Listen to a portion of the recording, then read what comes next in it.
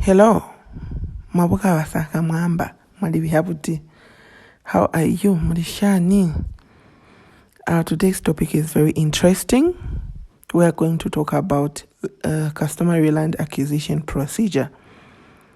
We have learned in the previous video of what traditional land is, customary land is, and now we will go ahead and talk about the process of acquiring land under the traditional tenure, which is not the same in all customary land tenure systems in Zambia. You find that when you go to Southern Province, it's a different method they are using with that of Central Province and other provinces around the country. But this is the general method that I am going to talk about in this video. So stay tuned and be blessed, and hoping that you learn something out of this video. I'm going to talk about the easier method that one would consider taking when they are buying traditional land. The first step is where one identifies a land. It can be advertised through an agent, maybe through a person you know. It doesn't matter how the land is advertised.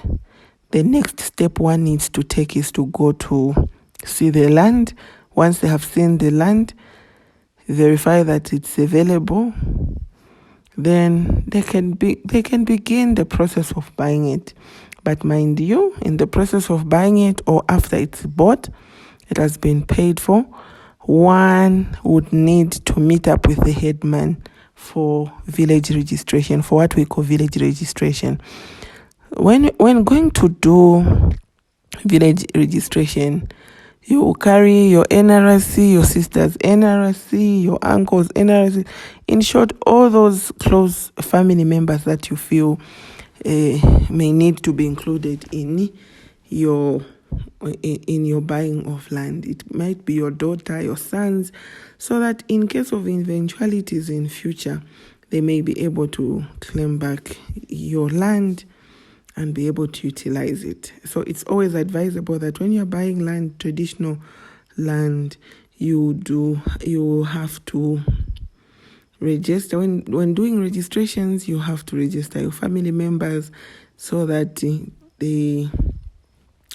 it's clear that this is now under your family and not under the previous family after you have finished paying. So once the headman has registered you, of course there are royalties that needs to be paid.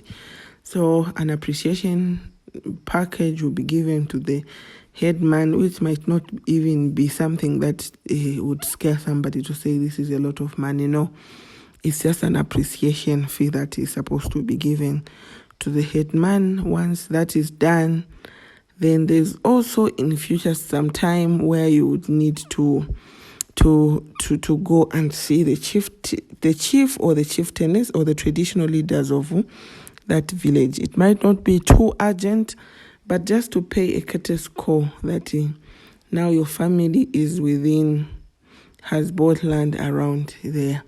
But it doesn't matter, as long as the headman knows you have registered. At a certain time, you would need to go and visit the chief or the chieftainess just to pay royalties or just to introduce yourself. Of course, it's the headman who's going to recommend you at the chief or chieftainess palace. So it might not be the case with other states, as I earlier stated that the process of acquiring land under traditional tenure is not the same. So you find that what is believed to be the right thing in Southern Province or the other provinces, it might not be the case. Yeah.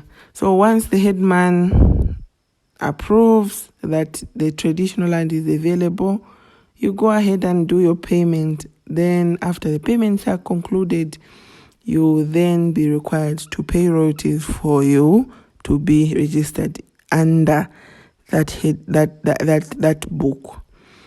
So